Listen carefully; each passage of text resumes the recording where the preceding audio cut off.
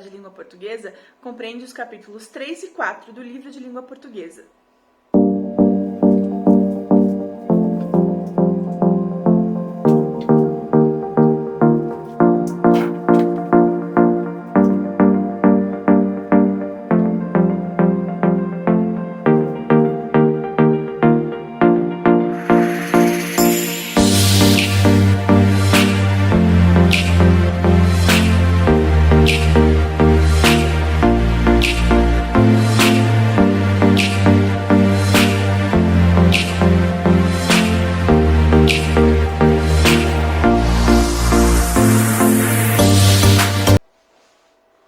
Vocês estão aí?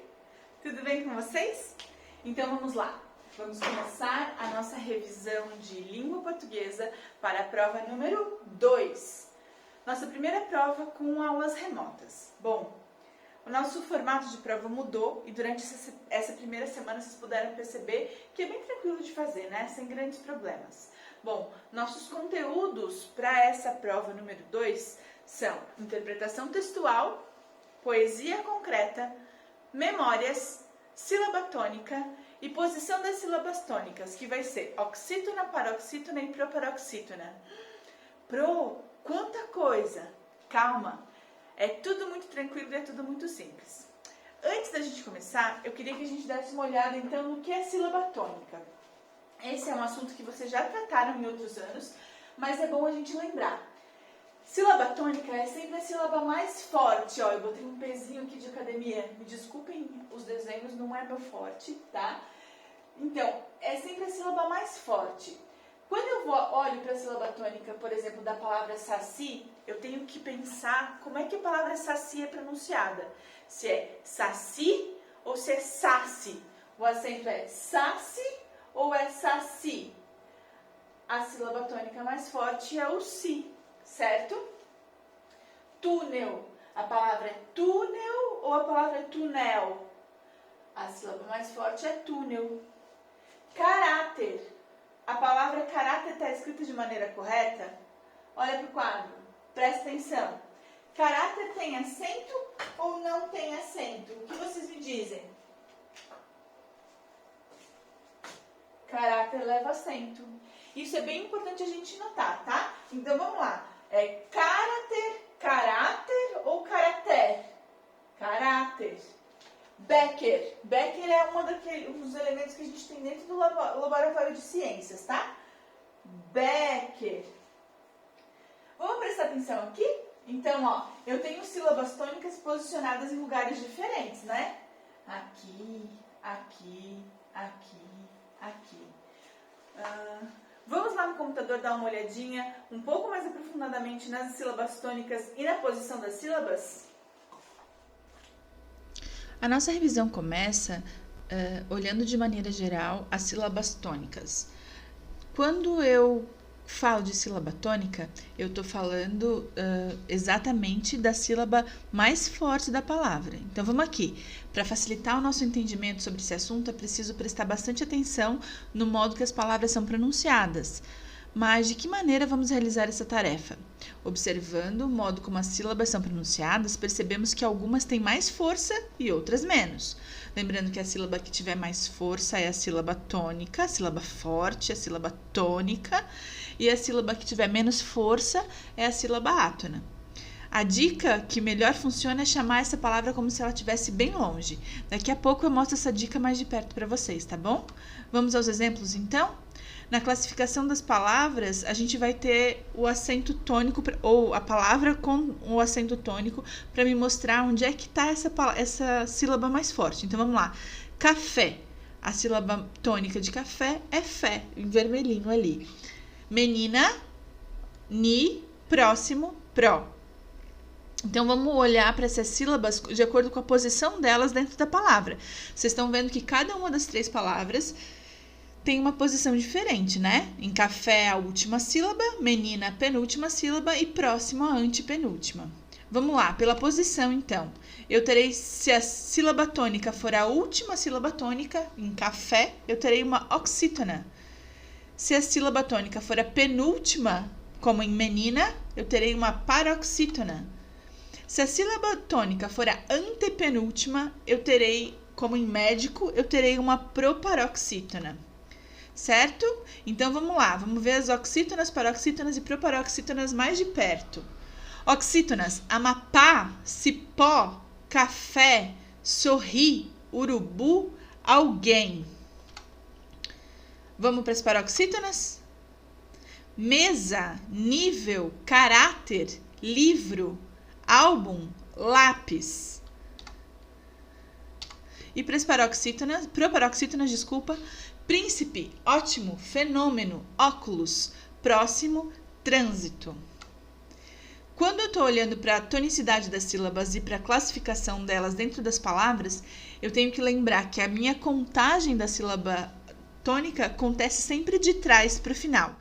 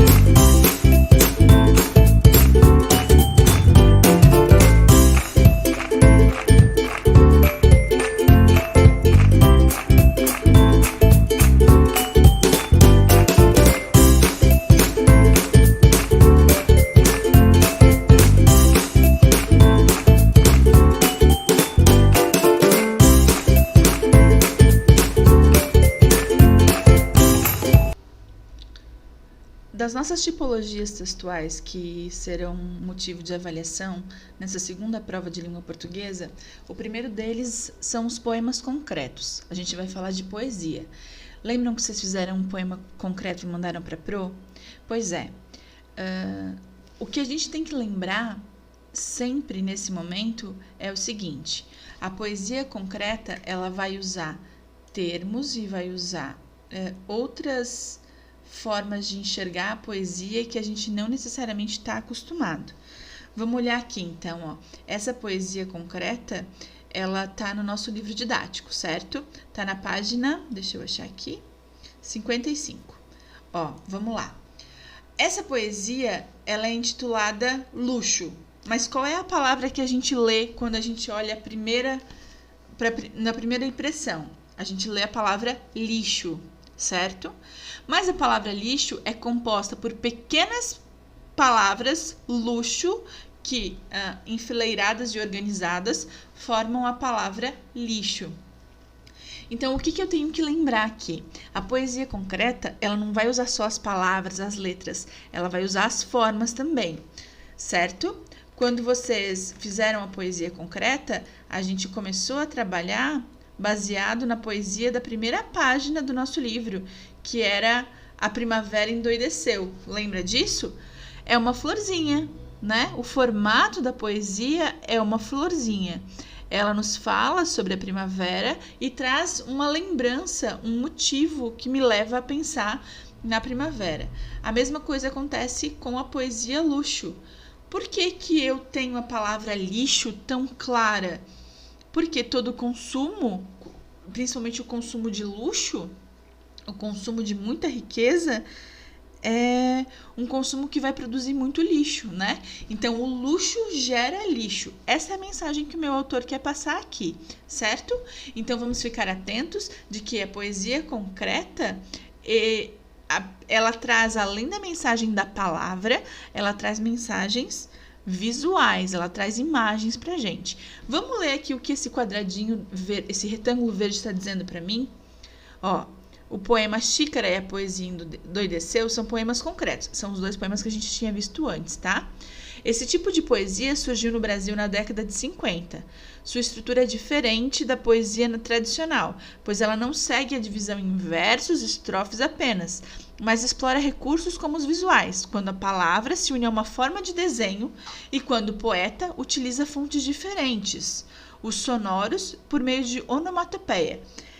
A gente estudou onomatopeia lá em arte. Lembra? Aquele desenho que a gente fez baseado na história em quadrinho, que era só o barulho que eu tinha na história em quadrinho? A onomatopeia é isso, é barulho. Lá na Poesia Endoideceu, eu tenho o barulho da abelhinha, que faz zum, zum, certo? E eu vou usar esses sentidos mais variados da palavra. Então, vamos lá. Para compreender o poema concreto, é necessário ficar atento a todos esses aspectos e saber que nada é por acaso, pois até os espaços em branco podem ter significado. Olha que legal! Até o espaço em branco da minha poesia pode significar alguma coisa. Bom, poesia é sempre uma coisa muito gostosa de ler, né? E eu espero muito que vocês também tenham gostado de conhecer a poesia concreta. Então terminamos a nossa revisão, espero que vocês tenham conseguido acompanhar todos os conteúdos. Se vocês não conseguiram, voltem o vídeo, assistam de novo, façam os exercícios propostos pela professora, façam os exercícios do livro. Tenho certeza absoluta que nós teremos ótimos resultados na prova. Um beijo, bons estudos!